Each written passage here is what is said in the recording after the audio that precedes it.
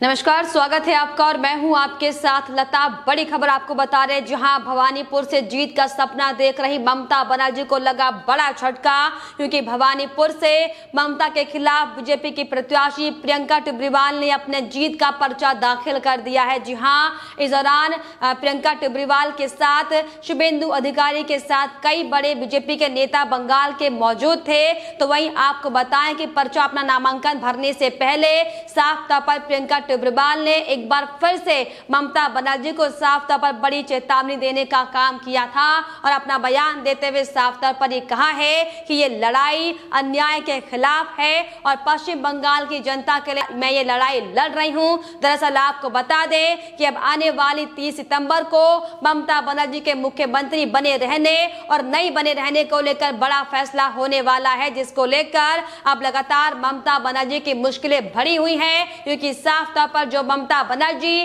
पश्चिम बंगाल में सिर्फ और सिर्फ पिछले कई महीनों से अपनी राजनीतिक खींच निकालने के लिए किस तरीके से जो बीजेपी ने ममता बनर्जी को जो करारी शिकस्त देने का काम पश्चिम बंगाल में किया था, उसका असर हम अब तक लगातार 4-5 महीने बीतने के बाद भी देख रहे हैं। और अब वही ममता बनर्जी अपनी कुर्सी को बचाने के लिए भवानीपुर से जीत का सपना हालांकि देख रही हैं, लेकिन साफ तौर पर ममता बनर्जी की मुश्किलें अब बढ़ने वाली है। जी हाँ, क्योंकि जिस तरीके से भवानीपुर से बीजेपी की ओर से प्रियंका टिब्रीवाल को साफ तौर पर प्रत्याशी के तौर पर उतारा गया है, जो कि साफ तौर पर एक बेहद अच्छी छवि की नेता मानी जाती है और पेशे से वकील रहने वाली प्रियंका टिब्रीवाल ने साफ तौर पर बंगाल हिंसा के खिलाफ भी अपनी वकालत की थी और ममता बनर्जी के खिलाफ हाई कोर्ट जाकर इन तमाम बंगाल में हो रही हिंसा की घटनाओं के खिलाफ याचिका दाखिल की गई थी। और दरअसल यही बड़ी वजह है कि जो मेन कारण ममता बनर्जी की मुश्किलों का बताया जा रहा है। जी हाँ, क्योंकि जिस तरीके से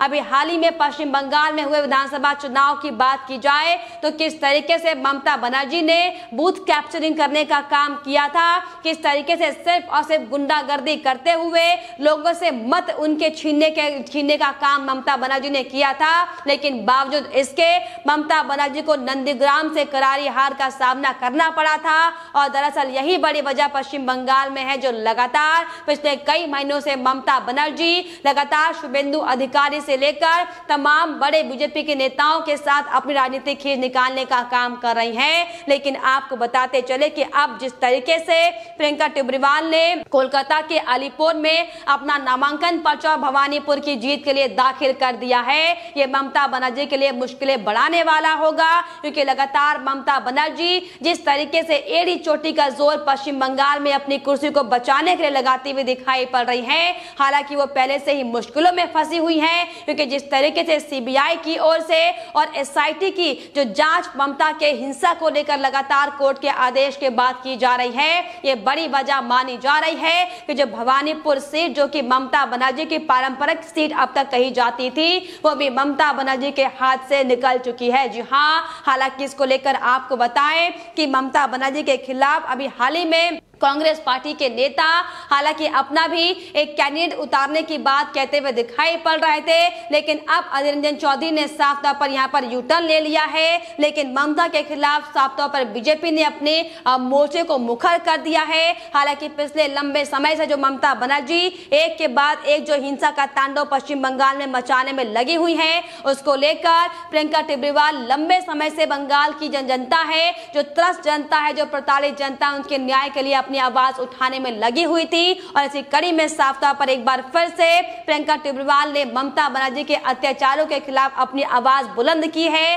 हालांकि लगातार ममता टिब्रीवाल जब से उन्हें बीजेपी की ओर से बीजेपी का कैंडिडेट बंगाल में घोषित किया गया है भवानीपुर सीट के लिए, उसके बाद से लगातार प्रियंका टिब्रीवाल ममता बनर्जी पर हमलावर है और भवानीपुर की जनता को न्याय दिलाने का लगातार वादा वो कर रही है। लेकिन आज एक बार फिर से नामांकन दाखिल करने से पहले भी ममता बनर्जी के हिंसा की घटनाओं की लोगों को याद दिलाने का काम प्रियंका टिब्रीवाल ने किया है और साफ तौर पर नामांकन दाखिल करने से पहले अपना बयान देते हुए ममता बनर्जी को आगाह करने का काम प्रियंका टिब्रीवाल ने किया है। इस दौरान आपको बताएं कि प्रियंका टिब्रीवाल ने बयान देते हुए साफ तौर पर यह कहा है कि जो लड़ाई हम वो लड़ने जा रही है पश्चिम बंगाल की यानी कि भवानीपुर की सीट को लेकर, ये लड़ाई अन्याय के खिलाफ है और पश्चिम बंगाल की जनता के लिए लड़ाई ये लड़ी जा रही है। और भवानीपुर के लोगों से मैं इतना ही कहना चाहूंगी कि आपको मौका मिला है, लोग सामने आए और इस अन्याय की लड़ाई के खिलाफ साथ होकर, एकजुट होकर अपनी आवाज को बुलंद करने का काम करें। जी हाँ, हालांकि आपको बताएं कि लगातार प्रियंका टेब्रीवाल ममता बनर्जी पर हमलावर है। इसके पहले भी लगातार कई बयान प्रियंका टेब्रीवाल दे चुकी है, जिसमें साफ तौर पर ममता बनर्जी जो लगातार पश्चिम बंगाल में सिर्फ और सिर्फ अपना तानाशाह रवैया अब तक अख्तियार करती हुई दिखाई पड़ रही थी। किस तरीके से राजनीतिक खींच को निकालते हुए बंगाल हिंसा की आड़ में बीजेपी के नेताओं से अपनी प्रतिद्वंदी निकालने का काम ममता बनर्जी कर रही थी, इसकी बानगी हमने लगातार देखी थी। लेकिन तभी से लगातार प्रियंका टेब्रीवाल एक के बाद एक बंगाल हिंसा को लेकर ममता बनर्जी के खिलाफ मुखर रही है। साथ ही साथ जिस तरीके से बीजेपी के नेता अभिजीत सरकार को भी टीएमसी के गुंडों ने बड़ी बेरहमी के साथ उनकी हत्या करने का काम किया था, इसको लेकर भी उनके दोबारा पोस्टमार्टम को लेकर प्रियंका टेब्रीवाल ने ही साफ तौर पर पोस्टमार्टम करने का आदेश दिया था। जिसके बाद आपको बताएं कि एक के बाद एक कई शिकायतें करने के बाद कोर्ट की ओर से बंगाल की पुलिस को जो लगातार हिंसक घटनाएं सामने आ रही थी,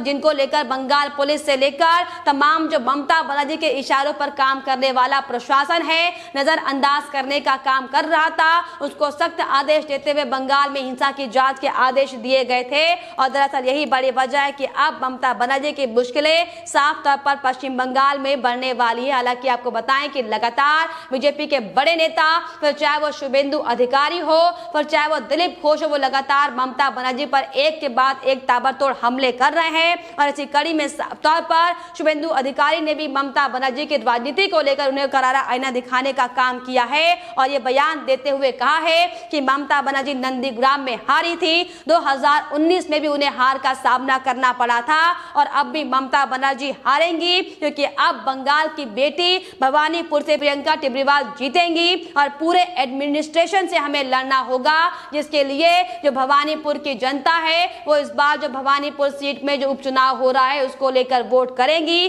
तो वहीं दिलीप घोष का भी इसको लेकर बयान सामने आया है, जिसमें साफ तौर पर दिलीप घोष ने एक बार फिर से ममता बनर्जी को आईना दिखाते हुए, ममता बनर्जी को उनकी हकीकत बताते हुए साफ तौर पर बयान देते हुए अभी हाल ही में कहा था कि जिस तरीके से ममता बनर्जी को नंदीग्राम में हराने का काम किया था, अब ठीक उसी तरीके से भवानीपुर सीट में भी हराने का काम किया जाएगा। जी हां, आपको बताएं कि लगातार ममता बनर्जी भवानीपुर की सीट को बचाने के लिए पूरी एड़ी चोटी का जोर हालांकि लगाती दिखाई पड़ रही थी। किस तरीके से भवानीपुर के एक सिटिंग विधायक को उठाकर ममता बनर्जी ने उनका अपमान किया था, यह भी हम सब ने देखा था। लेकिन अब जिस तरीके से एक के बाद एक चुनाव के बाद जो हिंसक घटनाएं सामने आई हैं और किस तरीके से जो सीबीआई की जो एफआईआर में भी बड़ा खुलासा हुआ है कि कैसे ममता बनर्जी के इशारों में सिर्फ और सिर्फ विशेष धर्म के लोगों को निशाना बनाने का काम बंगाल हिंसा में किया जा रहा था, अब इसका खामियाजा साफ तौर पर ममता बनर्जी को भवानीपुर में हो रहे उपचुनाव में भुगतना पड़ेगा।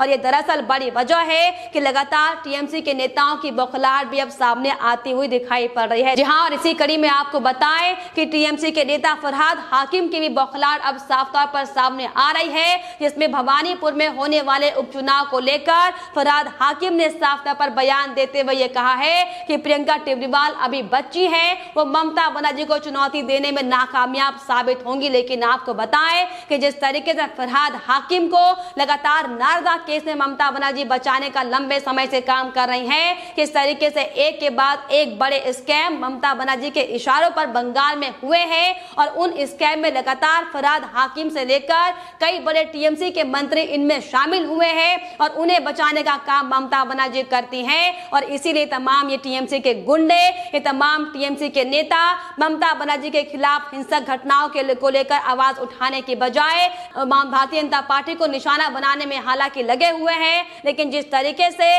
साफ तौर पर प्रियंका टेब्रीवाल ने आज भवानीपुर सीट से जो जीत का परचम भर दिया है, साथ तौर से कह सकते हैं जो जीत का नामांकन दर्ज कर दिया है, इससे ममता बनर्जी की मुश्किलें बढ़ने वाली हैं। क्योंकि अगर प्रियंका टेब्रीवाल के राजनीतिक करियर की अगर हम बात करें तो इस विषय में आपको बताएं कि प्रियंका टेब्रीवाल 2014 में भारतीय जनता पार्टी में शामिल हुई थी और उन्हें 2020 में उनके बेहतर परफॉर्मेंस को देखते हुए बीजेपी युवा मोर्चा का उपाध्यक्ष बनाया गया था। जिसके बाद आपको बताएं कि लगातार प्रियंका टेब्रीवाल कई बड़े केस कोलकाता हाईकोर्ट से लेकर सुप्रीम कोर्ट में लड़ चुकी है। और अभी हाल ही में जिस तरीके से हमने आपको बताया कि बंगाल हिंसा को लेकर भी ममता बनर्जी के खिलाफ आवाज बुलंद करने का काम प्रियंका टिब्रीवाल ने किया था, और दरअसल यही बड़ी वजह है कि अब साफ तौर पर ममता को चुनौती देने के लिए भारतीय जनता पार्टी ने भवानीपुर से प्रियंका टिब्रीवाल का नाम चुना है। और हालांकि अब जिस तरीके से जो भवानीपुर सीट की जो जंग है वो साफ तौर पर तेज होती हुई दिखाई पड़ रही है, लेकिन ममता बनर्जी जो पूरा सपना वो देख रही है कि भवानीपुर सीट से हालांकि वो जीत हासिल कर लेंगी और अपनी कुर्सी को बचा पाएंगे। लेकिन आपको बताएं कि 5 नवंबर से पहले ममता बनर्जी को हालांकि विधानसभा का सदस्य होना है, लेकिन 3 अक्टूबर को साफ तौर पर यह बड़ा फैसला हो जाएगा कि ममता बनर्जी को अपनी सत्ता छोड़नी होगी। जिस तरीके से पश्चिम बंगाल में लंबे समय से हिंसा का तांडव ममता बनर्जी ने बनाकर रखा हुआ है, अब वो खात्मे की ओर बढ़ चुका है। और दरअसल यही बड़ी वजह है कि लगातार पश्चिम बंगाल में ममता बनर्जी से लेकर उनके तमाम टीएमसी के नेताओं की बौखलाहट और तिलमिलाहट सामने आते हुए अब नजर आ रही है। लेकिन फिलहाल इस पर आपकी क्या राय है हमें कमेंट बॉक्स में जरूर लिखिएगा। साथ ही साथ हमारे चैनल को सब्सक्राइब करना भी ना भूलें।